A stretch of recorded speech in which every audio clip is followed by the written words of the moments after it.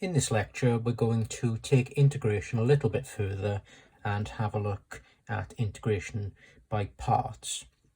So integration by parts is used to integrate products. Okay, so it's a little bit like the product rule for differentiation. So a product would be something like this. Okay, so remember, product just basically means two things multiplied together. Okay, so we've got two terms multiplied together here, and we can't simplify it any further. Okay, we've got x multiplied by cos x. We can't really make that look any different and make it look any nicer for us to integrate. And this is where integration by parts comes in. And the integration by parts formula looks like this. So it states that if we have an integral in this form, okay, u dv dx. So like I said, similar to the product rule in that we've got du's and dx's and dv's and dx's and u's and v's. So it states that if we've got an integral in this form, then the integral is equals to this. Okay, so u times v minus the integral of v du dx dx. So as you can see on this left hand side here, this is basically stating that we have to choose one term in our integral as u and another term as dv dx. So remember, with the product rule in differentiation, of course, we were choosing one term as u and one term as v. With integration, it's slightly different. You choose one term as u and one term as dv dx. And which one do you choose as which? Well, it's a bit more important with integration by parts than it is in the product rule. Of course, with the product rule, it doesn't really matter which one you choose as u and which one you choose as v. With integration by parts, it is a little bit more important. Okay, if you choose these the wrong way around, sometimes you'll see that we get an integral that keeps looping. Okay, now that might not make sense initially because we haven't gone over any examples yet, but because we have this integral here in the answer, this is something that we need to work out. Okay, now if this is an integral that also isn't very nice to integrate, then sometimes we have to integrate this by parts. Okay, and we keep getting an answer where we've got to use integration by parts. Okay, now that can happen if you choose these the wrong way around, or sometimes if you've got an integral where that happens all the time, you need to use integration by substitution.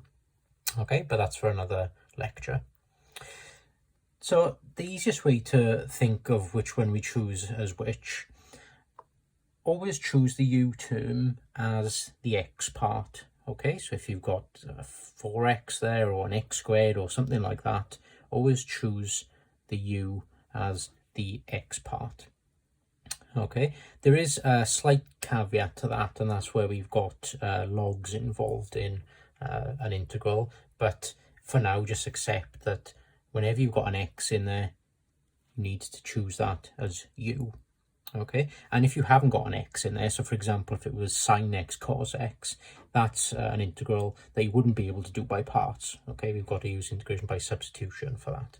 But for integrals that look similar to this, so where you've got x's multiplied by sine x's, cos x's, exponentials, for example, these will always be done by parts.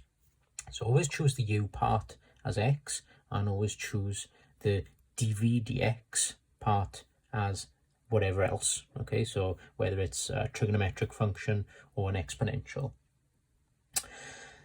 So let's have a look then at trying to integrate this x cos x.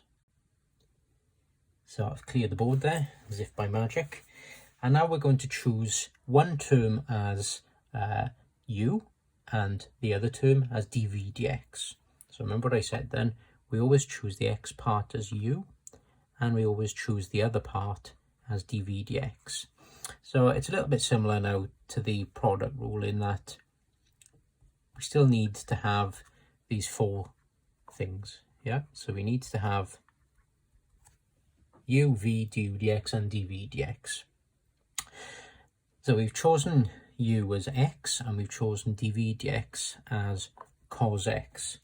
Now this is where it's very important. Of course, to get from u to dv dx, so to get from there to there, we differentiate. And remember now that integration is the opposite of differentiation. So you've got a derivative here. In order to get back to v, we need to integrate. Okay, so very important, and it's a little bit tricky sometimes because you've got differentiation and integration in the same question. Okay, so you've got to be careful that you're doing the correct operation on each of these. So we're going to differentiate x then to get down to du dx, and of course derivative of x is 1. And for v then, we want to integrate this. So we're integrating dv dx here, which is cos x. And when we integrate that, of course, we get sine x. Okay, so the integration by parts formula, we just really need to worry about the right-hand side of the formula. Okay, so it's u times v minus the integral of v du dx dx. So this is the parts formula. The left-hand side of that formula that I rubbed off a second ago, that is just a repetition of the question. Okay, so if you substitute these into that left hand side, you'll just end up with this integral on the left hand side. So that pretty much is telling us to choose one term as u and one term as dv dx, but this is where the answer actually comes out from. So you'll notice, of course, we've got an integral inside this answer as well, and once we substitute these into this formula, we will also then need to integrate whatever's inside here. Okay, so let's have a look then. U times v, so x sine x, that's the first part, minus the integral of v, so sine x, times du dx, which is 1. Okay, so sine x times 1, we've got sine x dx. Okay, so this is why it's important that you choose u as the x part, because if you could see here, it makes this integral nice and easy to integrate. Yeah, so sine x times 1, we've got a nice integral to integrate here. Of course, if you had, say for example, x sine x in here, we would also need to do that by parts again. Okay, so you've got to be careful when you're choosing one term as u and one term as dv dx. And you can get some of these where you've got to keep using integration by parts. And we'll have a look at one of those later. All right, so we want to work out this integral then. So we've got x sine x minus, now the integral of sine x is minus cos x. Okay, so minus cos x, and of course minus a minus, we've got plus cos x, and don't forget now we've got an indefinite integral, so that means we need to have a plus c on the end. And of course, if we had a definite integral with limits, we would then substitute our limits into this. Okay, and then the workings from there on, of course, are exactly the same as normal definite integration. Sub the top limit in, and then minus, and sub the bottom limit in. So let's have a look at another example then. So we have x sine 2x, and we want to integrate this. So if you remember then, always choose u as the x part and dv dx as the other part. And then we want to find, of course, du dx and v from there on. So what have we got then? U is x, dv dx is sine 2x. And of course, you've always got to be very careful with the negatives that come out of integrating and differentiating the sines and cosines. Differentiate x then, of course, we get 1. Integrate sine 2x, of course, we get minus a half cos 2x. Okay, minus a half cos 2x. So we've got to be careful, particularly with this one now, especially as we're putting this into that integral in the integration by parts formula. So remember what we have then, u times v minus the integral of v du dx dx. So what's that give us then? So u times v, so x times minus a half cos 2x,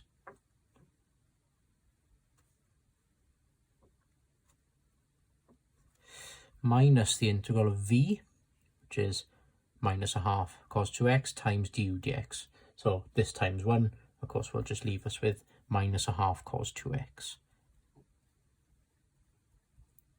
So as I was saying, you've got to be careful with the negatives here. So let's simplify this then and multiply these together. So x times minus a half cos 2x is minus x over 2 cos 2x. So that's optional really, but may as well multiply it out, make it look a bit easier. And here then, we want to make this look a little bit nicer. Because as I was saying, you know, when you're integrating and differentiating sines and cosines, you've got to be careful with the negatives that come from doing those operations. So what I'm going to do here now, as I showed you in the integration video, I'm going to make this a little bit easier by taking this coefficient outside. Okay, so I'm going to take this minus a half outside the integral. But of course, we've got a minus outside that integral already, and we've got to be comfortable with doing this because this crops up quite a lot in integration by parts. So we're going to take this outside the integral. There's a minus there already, so we're going to end up with a plus a half. And of course, we've got inside the integral cos 2x dx. Okay, so this makes this look a lot nicer now, doesn't it? Because we just need to integrate cos 2x and multiply it by a half. So we've got minus x over 2 cos 2x plus a half times the integral of cos 2x is a half sine 2x. And if we multiply this out then, just to make it look a little bit nicer, we've got, so the first part was minus x over 2 cos 2x, and here we've got plus a quarter sine 2x, and remember it's an indefinite integral, so we need to have a plus c on the end, and there's our integral calculated. So just got to be careful here with having double negatives inside this integral, okay, and outside as well. Let's try another one. So we've got an exponential function in here now, but same thing as usual then. Always choose u as the x part and dv dx as the other part. Okay, so we've got u is 4x, and we want to work out du dx, and we've chosen e to the 2x as dv dx. And we want to find v from there. Okay, so we're differentiating u. So differentiating 4x gives you 4. Integrating dv dx to get back to v, and of course that will give us a half e2x. Let's get the integration by parts formula out. So remember, uv minus the integral of v du dx dx. So it doesn't look very nice first of all, but once you do it a few times, it's quite easy to remember. So we've got u times v, so that's 4x multiplied by half e to the 2x. Okay, so we've got half e to the 2x minus the integral of v, so that's this, times du dx, which is this. Okay, so we're multiplying these two together. So 4 times a half e to the 2x, 4 times half gives us 2 e to the 2x. Of course, you can write that in full if you want to, just to make it a little bit clearer. I'll do it in one go. So 4 times a half, of course, gives you the 2 e to the 2x. Let's simplify some of these. So we've got 4x times a half here will give us 2x e to the 2x minus the integral of 2e to the 2x. So if you want to make this a little bit easier to comprehend, we can take this 2 outside.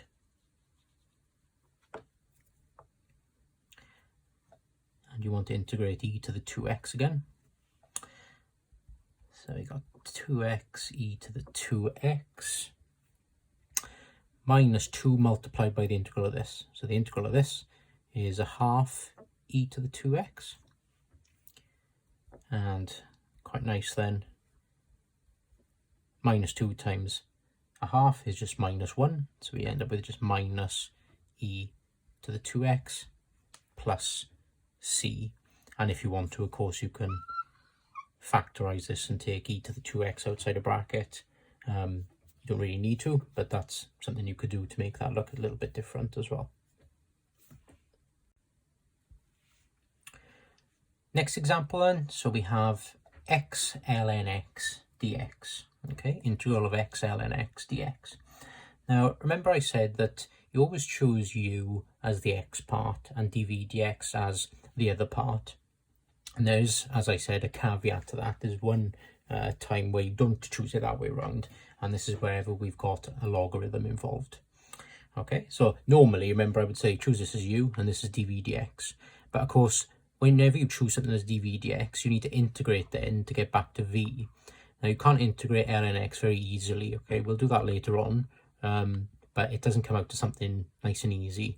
So whenever you've got a logarithm in there, we always choose this part as the u and the x part as dv dx.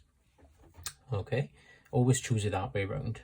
And we'll see that further down the line things will start to cancel once we find du dx and v.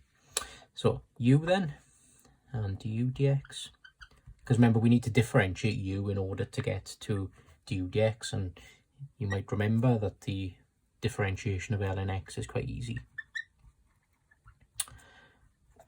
Okay, so derivative of ln x, if you remember, is 1 over x. The integral then of x, to get back to v, of course, is x squared over 2. And now we want to put this into the parts formula. So if you remember then, u times v, okay, so u times v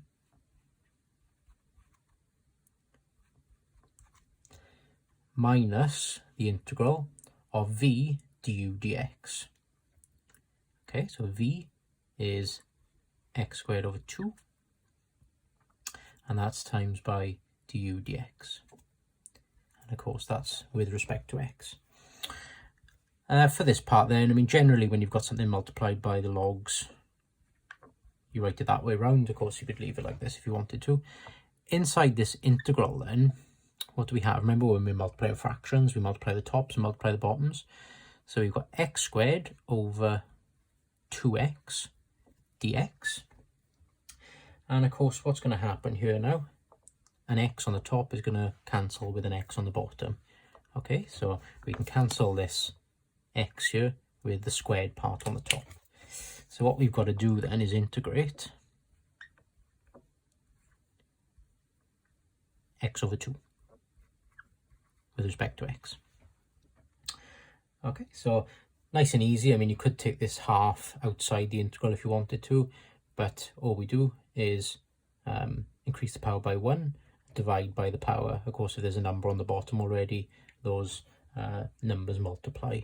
Okay, so we end up with then x ln x minus x squared over 4. So increase the power by 1. Of course, you were dividing by 2 then. There's a 2 under there already, so they multiply. So we've got x squared over 4 plus c, and there is our integral.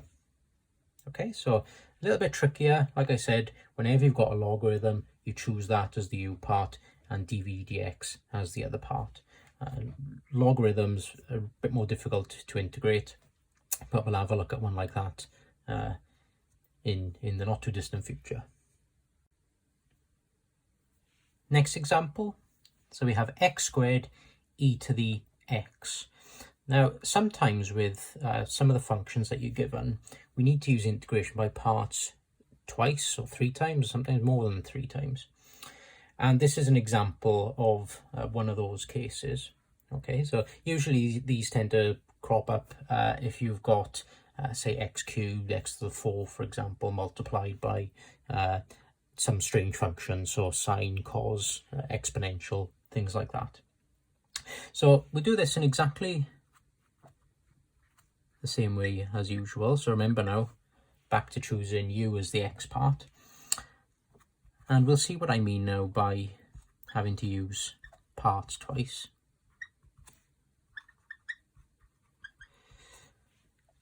So u then is x squared.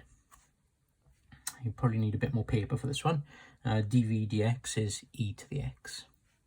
Differentiate u, and we get 2x. Integrate e to the x, which is quite a nice one. That just gives us e to the x. Okay.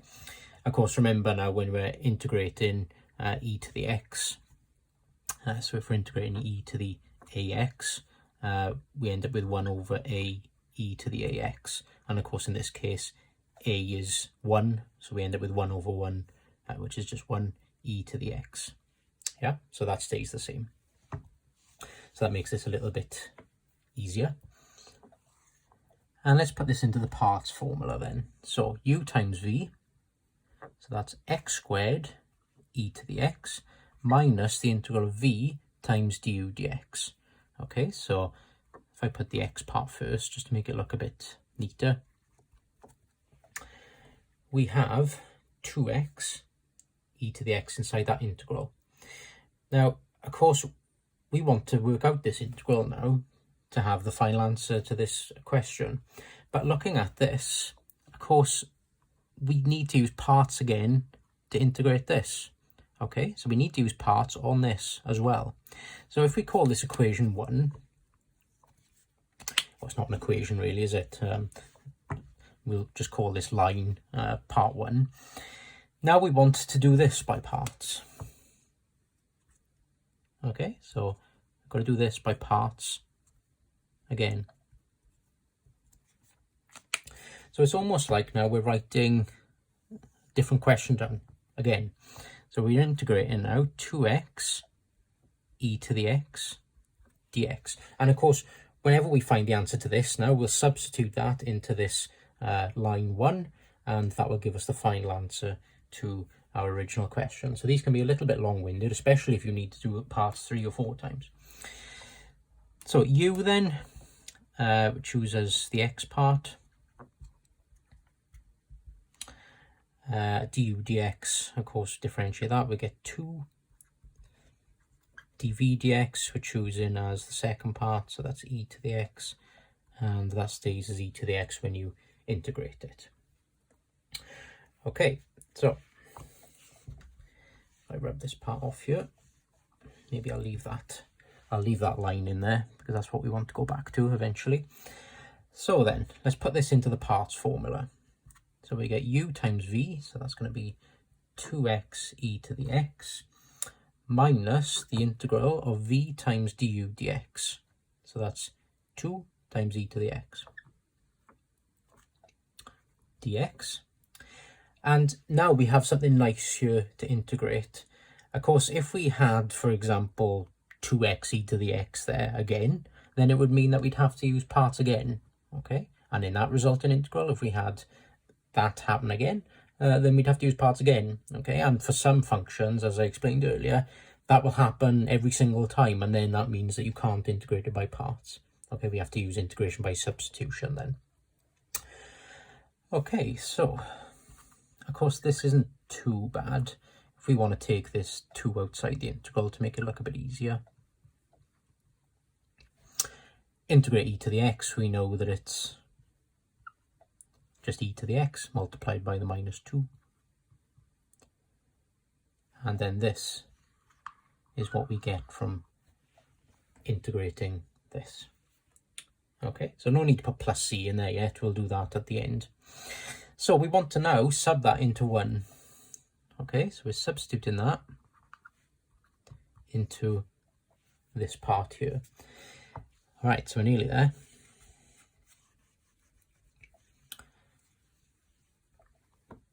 So the final answer then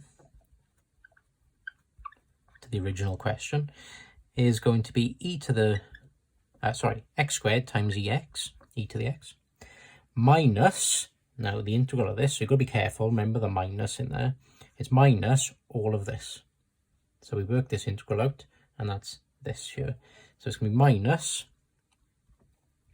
2x e to the x minus 2 e to the x. And of course, what we're going to get then, minus 2x e to the x plus 2 e to the x. Okay, plus c. And of course, you could factorize some of this if you wanted to, but I'm happy to leave it like this. So there's an example then of a question, an integral, where you've got to use parts twice. So they can be a little bit long-winded, and of course, if it's a definite integral and you need to substitute limits in, it's even more long-winded then. Thankfully with this one, it's an indefinite and we can just stick a plus c on the end.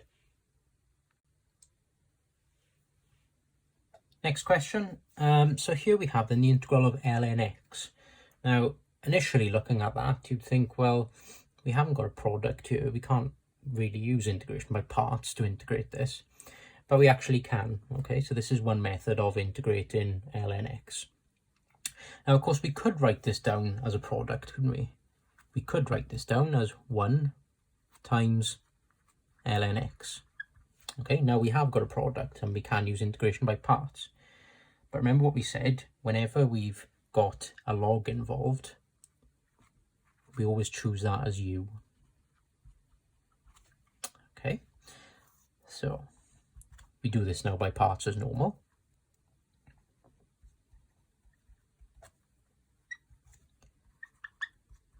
Always nice to lay it out like this. So we've got u then as ln x, and dv dx is 1. Differentiate ln x, we get 1 over x. Integrate 1, we get x. Let's sub this into the parts formula. So u times v. So u times v, x ln x. Minus the integral of v times du dx. So we've got x times 1 over x, of course, which is x over x. Yeah, so 1 over x times x is x over x dx. And anything divided by itself, of course, is equals to 1. So the final answer then, we want to integrate 1 with respect to x, and of course we end up with just x. And we end up with then, as a final answer, x ln x minus x plus c, and this is the integral of ln x.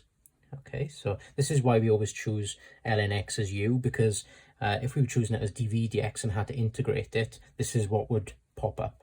Okay, and this would make it a lot more complicated than if you did it this way around. Okay, you choosing always u as ln x.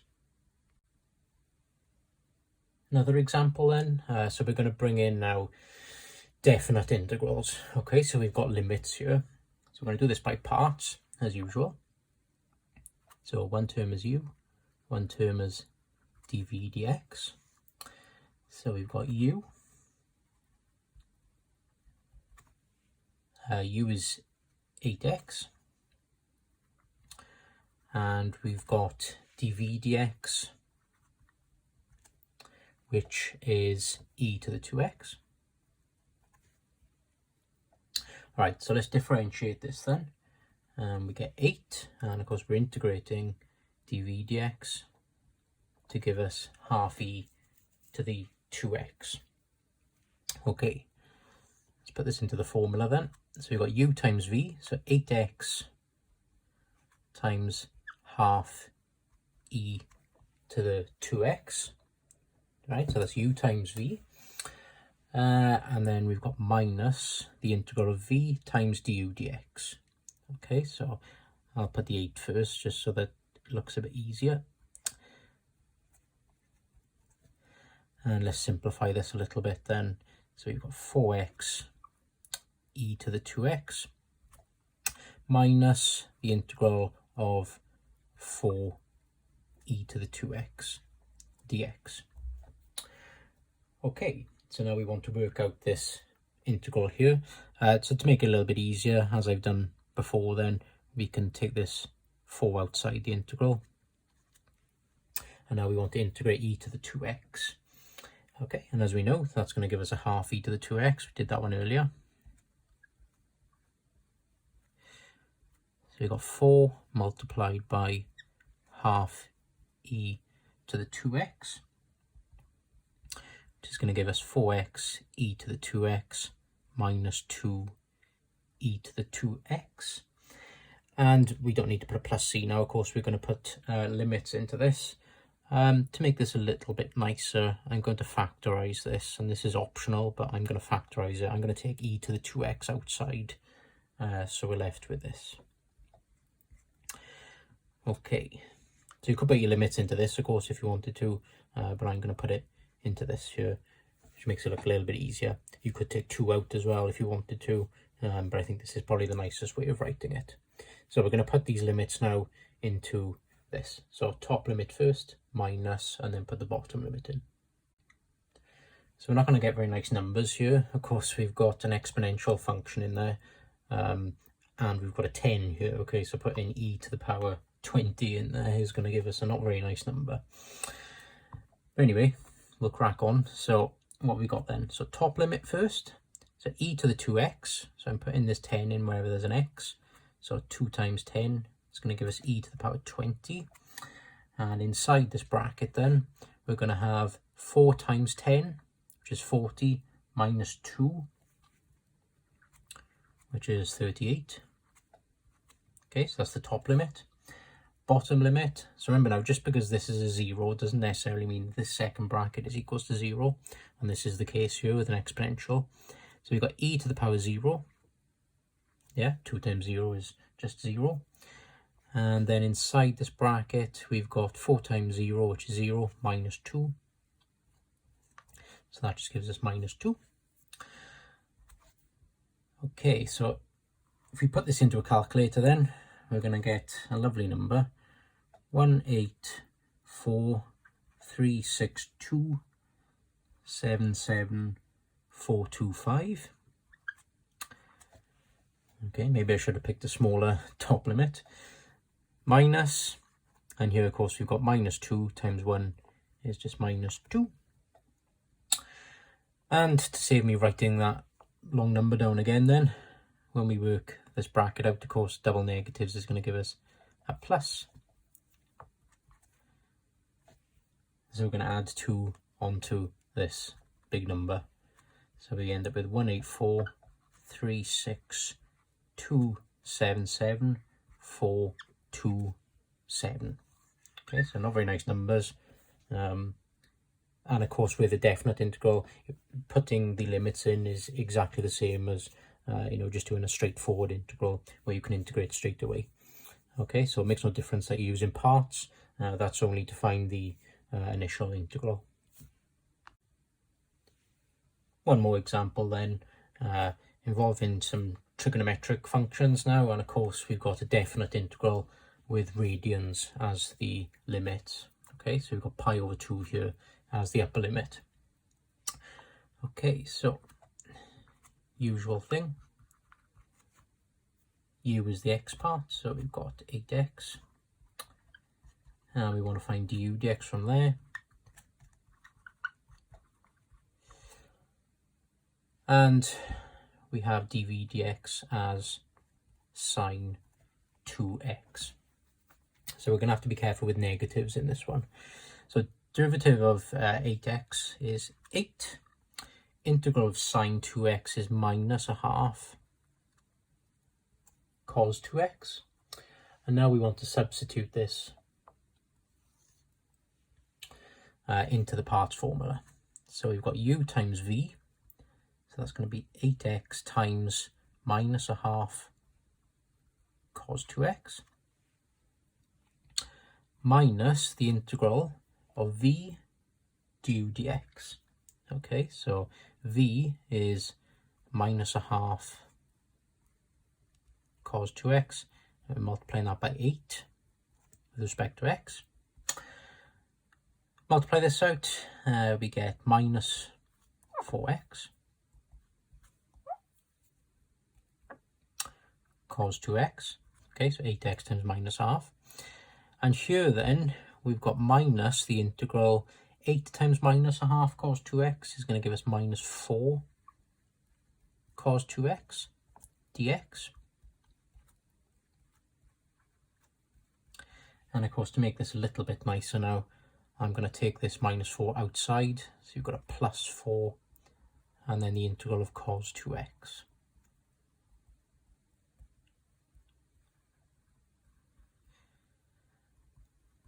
Integrate cos 2x and we get half sine 2x. So we're nearly there. We've got then minus 4x cos 2x plus 2 sine 2x. Okay, 4 times a half gives us the 2. And we now want to put this between the limits of pi over 2 and 0. Right, so let's put these limits in then. So upper limit is pi over 2. Okay, so minus 4 times pi over 2 is just going to give us minus 2 pi. Okay, so minus 4 times pi over 2 is going to give us minus 2 pi. Cos of 2 times pi over 2, so the 2's on the top and bottom are going to cancel, so we just got cos of pi, plus 2 sine, and same thing here, 2 times pi over 2 is just going to give us pi. Remember to be in radians mode for this. For this one then, substituting 0 into this, well, minus 4 times 0 is going to be 0, and then 0 is going to be multiplied by this cos 2x. So all of that is just going to be 0. Plus 2 sine of 2 times 0, which is 0. Right, so we want to put this in a calculator. So minus 2 pi times cos of pi. So cos of pi is minus 1. Get that from a calculator. Plus sine of pi is 0. Okay, so that will cancel out, which is quite nice. And we got the same here. So 0 plus sine of 0 is 0. So we end up with 2 zeros there. So this will cancel, and of course that will cancel. So we're left with then minus 2 pi times minus 1, which is just going to give us a positive 2 pi. Okay, so 6.28. Right, so we've got to be careful, like I said, with the negatives that come about from integrating and differentiating sine and cosine, but particularly for that second part in the integration by parts formula.